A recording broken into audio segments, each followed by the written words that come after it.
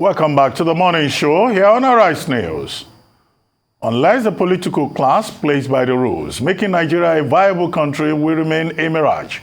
This is a submission of panelists at a roundtable to mark the 70th birthday of the Catholic Bishop of Sokoto Diocese, Matthew Hassan Kukah, on the challenges facing Nigeria. It is the 70th birthday of the man of the cloth, Bishop Matthew Kukah. Members of the political class are falling over themselves to pay tribute to this man of God who never get tired of seeking a better deal for the masses. The theme for discussion is Nigerians' unfinished greatness. Here, politicians, intellectuals, clerics, journalists, and others from all walks of life are here to brainstorm on how to make Nigeria a better country. Former President Goodluck Jonathan set the tone for the discourse when he said challenges being faced by the country is expected because Nigeria is a dysfunctional society. Some of the people who spoke talks about how Father Kukah bruised them. Father Kukah must bruise all of us. Because when you are living in a dysfunctional society, and you are a clergyman, you can't keep quiet. In fact, Father Kukah asked whether he bruised me too. But the society we are managing is quite complex. Panelists spoke on critical issues affecting the nation, ranging from corruption, indiscipline, lawlessness, and quality leadership. They stressed the need for the three arms of government to be independent of one another. Let us democratize our security architecture.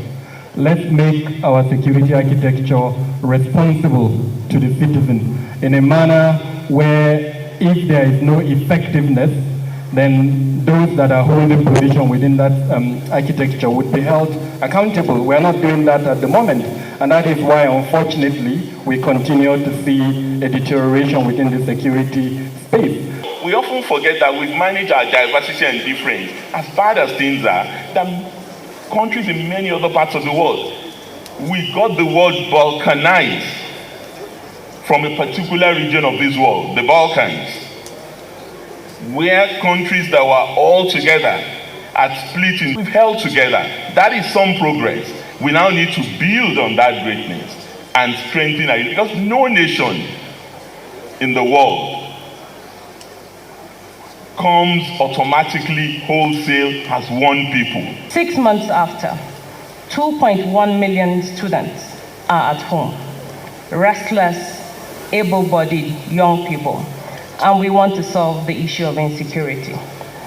234 soldiers have written because they want to leave their jobs. It's not because they don't love the country anymore. It's because they feel that the country does not love them.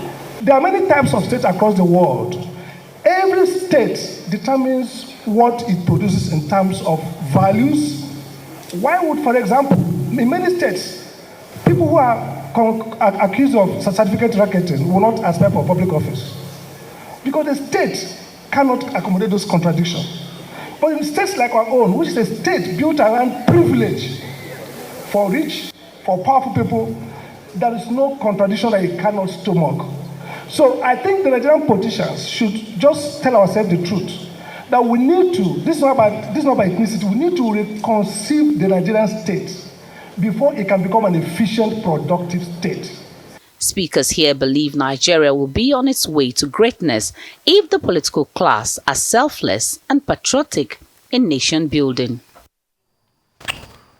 We're now being joined from Sokoto State by Bishop Matthew Hassan Kukah, the Catholic Bishop of Sokoto Diocese. Good morning, Bishop Kukah. Congratulations from all of us in Arise News on the occasion of your 70th birthday. And it was quite exciting seeing His Lordship dancing to Kiss Daniel's Bugao. That was quite nice. But let's start with the theme of the symposium on unfinished greatness of Nigeria. Do you think Nigeria can still produce a generation that can finish that greatness? And how? And does this 2023 process offer any hope at all of Nigeria finishing its greatness so soon? Well, Ruben, thank you so very much. And you set the tone for this conversation with your endearing and enduring tribute to me. It was really the talk of the day for many people, and I want to thank you tremendously. Look, I mean, Nigeria, we are playing politics without political science. I set the tone for that conversation because politics is a science. All this hit and miss, stumble, fall, and get up that we are running. What we're running in Nigeria is a glorified, vanished form of feudalism that has not been able to move from mere prebendalism to the strictness of political science. Now, we set the tone for this conversation, and the quality of the debate was such that I felt vindicated, because this is exactly why I decided to set up the Kukah Center. Because I believe, look, Ruben, anybody and everybody who listens to you people in the morning, and you listen to other anchors, you know that we have extraordinarily brilliant people who understand what the issues are. I had a conversation with President Jonathan before the event. One of the things, in the course of our discussion, one of the things I raised with him was that the whole process of team selection in Nigeria was so severely flawed because it cannot pass the test of what you might call political science in terms of governance. We, for example, have turned this whole thing into a process and a platform for distribution privilege, because every minister who serves the Federal Republic of Nigeria serves on the basis of being sponsored by a friend, by a traditional ruler, by somebody who has the closeness to power. And the difficulty that ministers experience is even the sheer process of getting in. A lot of people who found themselves being surprised by a telephone call and being called to serve. And primarily, Nigerians will tell you, if you ask, that every state should have a minister. Now, the problem is that the layers of loyalty are such that people's loyalty is first to their community, then to their state. And if there is any sense of loyalty left, it is transferred to the Nigerian state. And this is why, in the end of your serving Nigeria, people measure their proficiency and competence by how many people in their village they manage to smuggle into Abuja by way of government position. So if you ask, I wanted to set the tone for the fact that we must move away from where we are. We cannot continue doing the same thing and expect a different result. So for the future, there is greatness in Nigeria, and we have a generation that is definitely poised, far better than the generation before, to appreciate the complexities of what nation building is all about. Thank you, Bishop. Now, you've said that we need to really focus on moving away from where we are and reworking Nigeria. This may seem like an obvious question, but what sorts of qualities do we need to see in a leader, in the next president of Nigeria? Or what sorts of qualities would you like to see in whoever takes office in 2023? Look, I think the concept of leadership is increasingly being redefined as a result of globalization. The world is no longer focusing on who your father or who your mother is or what your town is. The world is now focusing on what is in your brain. It's on brain power, your ability, your capacity to govern the world by sheer brain, not brown. So the point is that we Nigerians, and this is also the reality of politics in Africa, we're still tradition, even some of the most base parts of tradition are in conflict with the principles of democracy.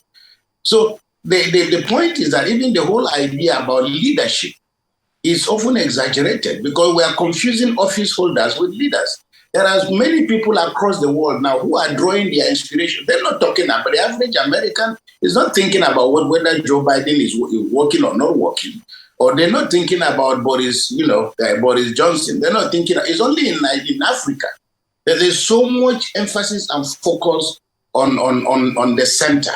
And the president as a presider of a distribution agency distributing privilege and favor. The real society is going to grow when we expand the frontiers of knowledge and the frontiers of opportunity. And that race is endless. So there are millions of ordinary young Nigerians who have not even interested in doing a government job. I've met many young men who said many young men and women from day one, they're not interested in looking for a government job. In any case, government jobs are becoming a liability. They are shrinking. Government will no longer have the capacity. They can't even pay salaries.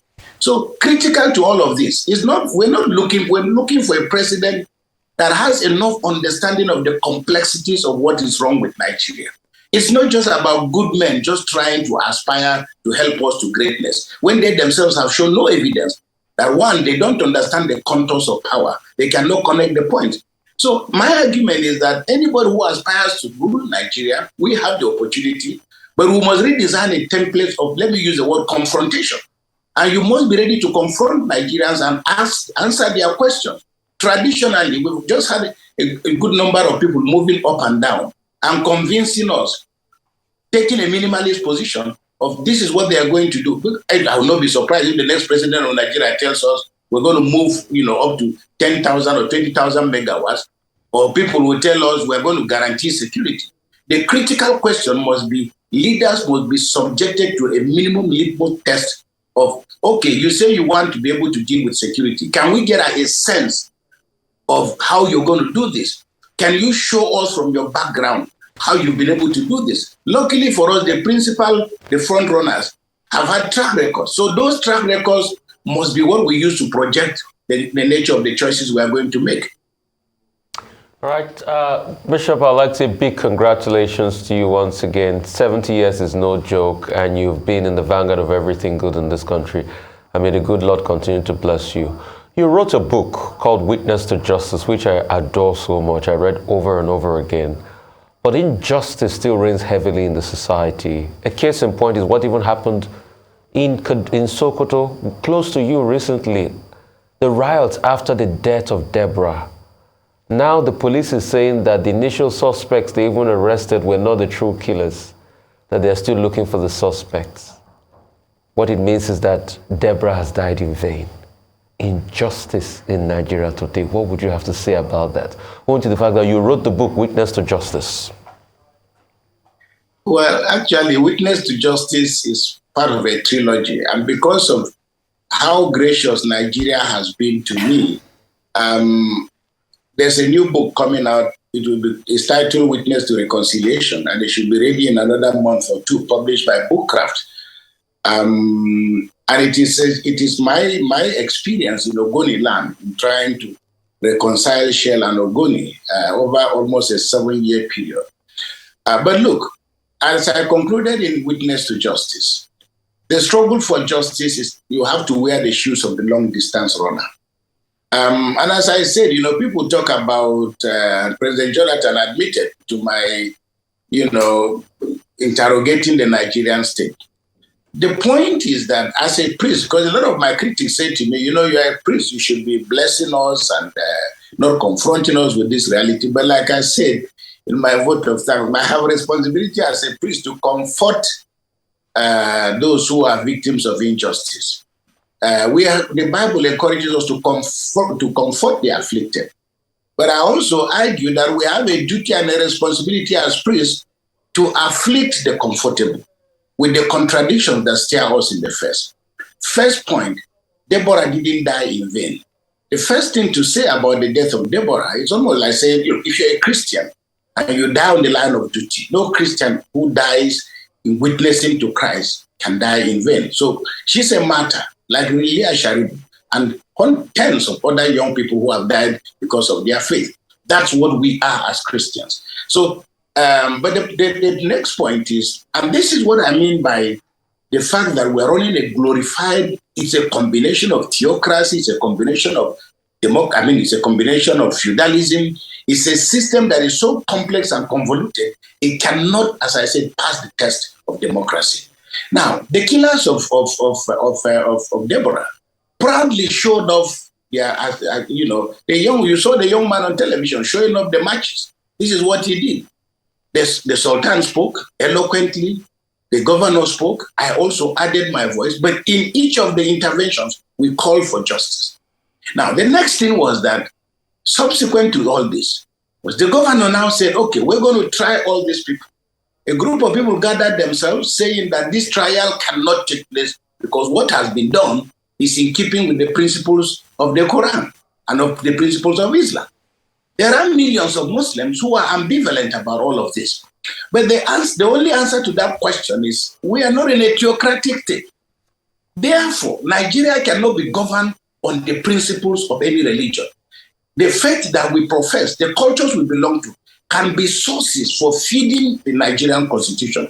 But the real test of any governor or any president or any operator of the constitution is the extent to which the constitution is a mirror by which every citizen, no matter your position, has to gauge himself or herself. Do you pass this test? But here we are. The president said nothing about Deborah. Contrast that with the killing of Floyd and contrast it with the picture of President Joe Biden, which is circulating on the social media, kneeling in front of Floyd's young son and saying, I'm apologizing because America failed you. Now, the revolt that followed in Sokoto, in which these people entered our church, they destroyed windows. It's just that we were lucky some of the youth in the cathedral were able to repel them before the police arrived. They went to our pastoral center and destroyed, burnt, vehicles. They went to one of our churches, burnt down part of the building. That is not part of the popular narrative. It is assumed that churches have been burnt in northern Nigeria for the last 30 or 40 years. As a priest, my church can be burnt, my members can be killed. This is the only country where people kill you in the name of religion, whether it's Christian or Muslim, and the federal government and the state has nothing to say or do. You rebuild your church, you rebuild your mosque on your own, and we're supposed to be in a country. The challenge for us is that there are certain distortions in the constitution, and Gloria Ballas, the lawyer, made all these things very clear.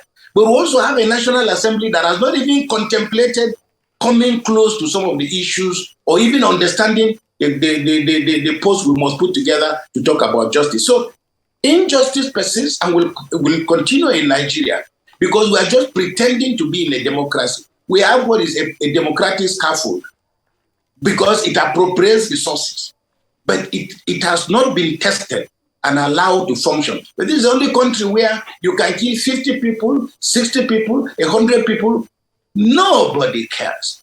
So really, you can see we are going to encourage our people to vote, but many Nigerians are legitimately entitled to ask, vote for what and vote for whom? So, there will be no need for us to have a government if justice were not at the center of it all. And Nigeria is an unequal society, is an unjust society, is an unfair society. And this is why we continue to confront these bastions of injustice, because until there is justice for everyone, there can never be justice for anyone. Well, Your Lordship, I asked you earlier on about 2023. What's your take on the emerging political process? Only yesterday, this day newspaper attempted an analysis of what the race is likely to look like, narrowing down to three major presidential candidates: APC, PDP, Labour Party, with the candidate of the NNPP, Senator Kwankwanso, receiving notable mention in the analysis. But what do you think so far of the process? The campaigns will start by September 28. What dangers do you think we should watch out for? And what do you think of those frontline candidates? First of all, my conviction is that if this is what the parties have thrown up, each and every one of them is more than qualified to be president of Nigeria. If the decision is left for Nigerians to make. But I think this is one of the elections that I feel very hopeful about. And here I must commend the president for what he has done to take INEC to the level he has taken it to, along with the National Assembly. So from the point of view of law and process, there is a lot for us to be hopeful that, contrary to the savagery that has characterized Nigerian politics, in which only able-bodied thugs, can operationalize, and that subsequent to all of this, people reward their thugs by all kinds of positions, thus mocking the water. So at least we are coming very close to a point in which, like, what you get, what you put in is what you're likely to get out. So to that extent, INEC has given us a bit of hope. The second point is that the energy in this election is tremendous. And I'm even more excited and confident about the incredible amount of knowledge and passion that the young people have in this process. I know many young people who have the options of going somewhere but have decided to stay here and fight. And those of us who have had alternative addresses but rejected them must know that this is our country. We're not going to outsource our obligations and responsibilities. Unfortunately, this is a post-Buhari election process in which the fabric of our society is literally in shreds. How to couple all this, build public confidence, and how to secure the country and give people enough confidence to go out to vote. That's going to be the challenge. So I believe that this government has tried in many respects, but the area in which I continue to knock on government persistently is on the area of human security. Because you cannot, whether you build bridges or you build roads, whatever you build, we have to be physically alive first. And to the extent that this government has done very, very little, to put human security the front burner. That has been my greatest disappointment. So going forward, I believe that Nigerians are energized. They also have the ability to make the choices. But we must stop these politicians in their tracks and insist that they no longer go to stadia and tell us that they are determined to win these elections from top to bottom, and that and then you speak for 3 minutes, everybody claps and everybody goes. The media must develop the capacity, and I commend you and other media organs for confronting these politicians. But we must also create an opportunity where ordinary people can ask the questions that are worrying them. Because we need to instill and institutionalize a sense of confidence. We're all selfish human beings. Everybody wants to look at this process as a mirror. What is in it for me? So far, we're running a country in which 90% of ordinary citizens, people believe the only right to democracy is that we have a right to go and vote. And we vote and you enjoy on our behalf. We're saying no to that. And as I said, the very fact that the base for this election is the anger and the frustration of young people. The only responsibility that people like you and I have is to channel this anger appropriately to ensure that we get the right outcome. Thank you very much, Bishop Kukah. Do stay with us. We're just going to go on a very quick break on the morning show, and we'll be back to round up this discussion.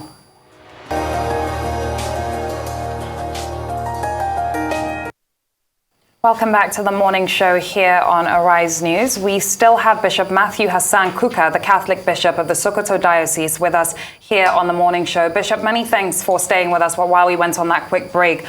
You've spoken quite extensively on young people this morning, and I'd sort of like to stay on that trajectory for a bit, because there is a common notion that young people are either only making noise on social media, young people don't necessarily come out to vote, young people don't put their money where their mouth is.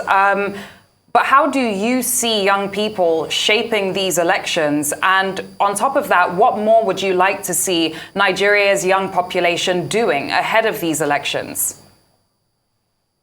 Well, look, I followed the Kenyan elections very closely. And what I found very fascinating was the sheer depth of knowledge and capacity of many young people and many young commentators. As I said, all you need to do is to listen to these young people or be in their company. You can see that even those of us who are celebrating 70 or above 70, what these young people have been able to accomplish in their first 20 years, many of us never really accomplished, after our first 50 years. The point is that elections are not a destination. The larger destination is finding Nigeria's unfinished greatness, which is never going to be a generational thing. The important thing is that we are happy that technology has enabled this generation, despite the convoluted nature of Nigeria. Many young people have been able to rise and excel. And this is why one of the things that took place at my 70th birthday celebration, which was really not captured by the media, was the process we put through, to get young people, to compete in the areas of ICT and so on. Three prizes we're giving, three categories of prizes we're giving out. And you'll be amazed by the kind of things that young people are doing. So for me, for this election, those who think that young people are only present in the media, well, that's fine. I mean, a lot of the people who are participating in elections are on their farms or whatever. They might never be on the social media. But I think what anybody who is participating in this process will ignore at their own risk is the assumption that somehow all the people in northern Nigeria feel the same. The passion that drove people in 2015, those passions have been dissipated because people realized that they were lied to. We have videos of many northern clerics who confessed tearfully that they deceived their people by saying that these elections in 2015 were a jihad. Whatever that meant, now we have seen the consequences of religious manipulation. Those who use ethnicity have now paid the price. So look, the fact of the matter is that there is actually, let me use the word in another way, beyond the thousands of people who have lost their lives. One positive thing from what we have experienced in the last 8 years is that anybody with a sense of discernment will appreciate the fact that holding on or voting for any candidate because he tells you he's going to establish an Islamic state or he's going to establish a Christian state or privileged Christians, that should be your first sign of realizing that this is the worst fraud any politician can sell to you. And I think young people have become aware of that. I know hundreds, thousands of farmers who definitely have changed their perception about what Nigeria is. And they have an idea about whom they can trust. I mean, for me to hear, and it's on the radio, to hear ordinary Muslims in northern Nigeria and other places lamenting and sounding nostalgic about President Jonathan's frontal take on the Al-Majri thing. And that the government, Jonathan, despite not being a Muslim, had the foresight to value education so much that he spent billions and billions of naira building Al-Majri schools, and that nothing came of that. And that they have their own, let me put it this way, that we've seen no critical effort by those who are themselves Muslim to tackle this problem head on. So ordinary Nigeria, whether they are Christian or Muslim, north or south, if you are just thinking that the young people you see on social media are those who are disgusted and frustrated with what has happened in the last 8 years, you've got another one coming. So I encourage every politician to go to every nook and cranny of Nigeria and sell their convictions. So for me, these are the issues. There are many people in southern Nigeria who feel very strongly about certain things. So this election on paper, it may seem as if there's some aspect of regionalism or provincialism. Okay. But I think the issue will be more than that. Okay, Your Lordship. Your Lordship, at 70, congrats once again. Let's take a panoramic view. What keeps you going at 70? Do you have any regrets? And talk to us about the Kukah Center. Will that be your gift to public discourse in Nigeria? Thank you very much. First of all, look, I have absolutely, the only regret I have, I was going to say I have absolutely no regret. The only regret I have, and what keeps me sleepless and makes me sad here and outside Nigeria, is to see how a nation of such incredible human beings with great capacity have been taking over, a country that has been taken over by marauders. People so ill-equipped and lacking in passion and commitment to address the urgency of placing this country where we ought to be.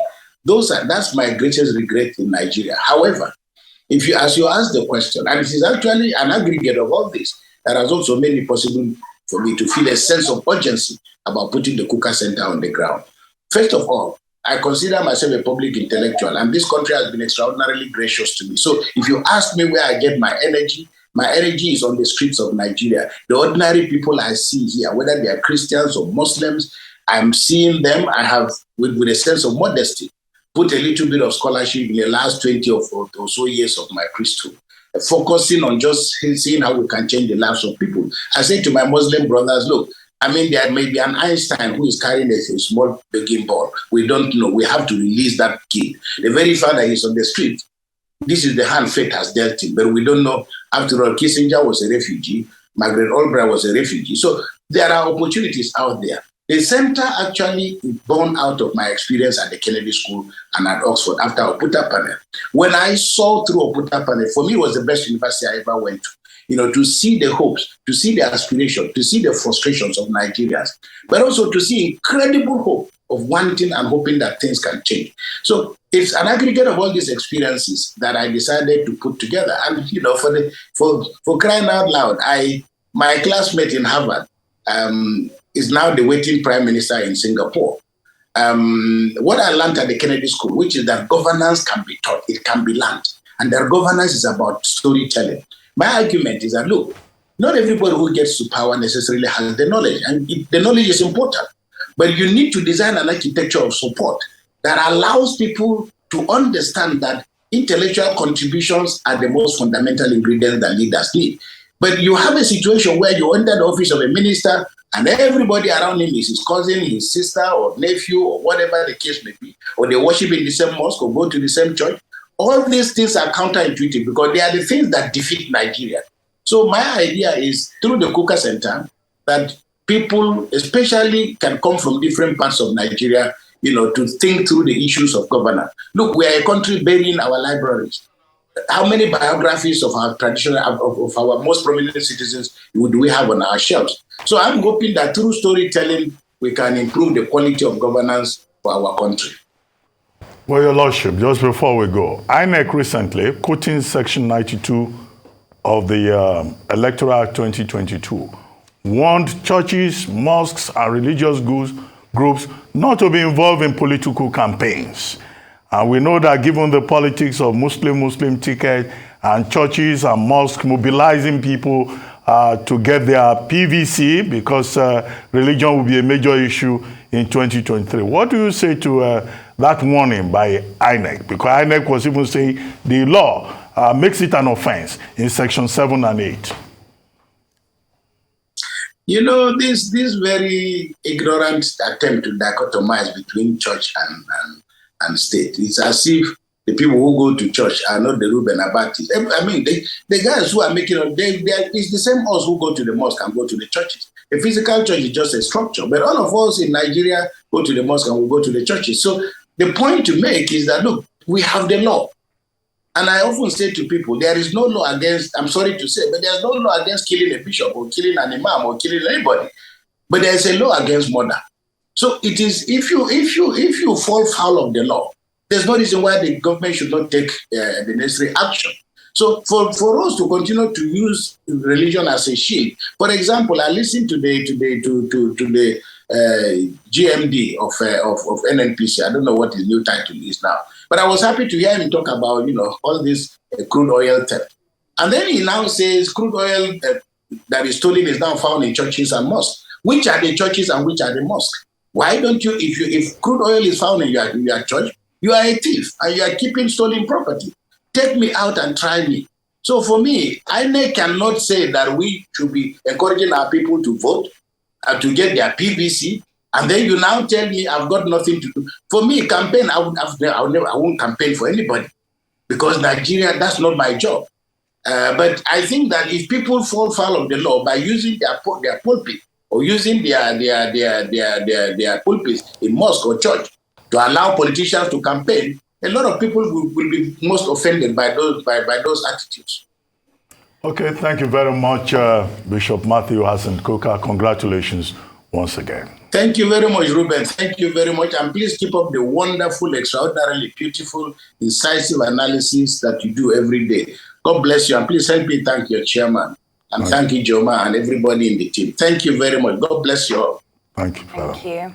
Thank you. It's time now for a short break on the morning show. When we return, we'll have Arise News analyst Emmanuel Efeni join us to review top stories in today's newspapers. Do stay with us.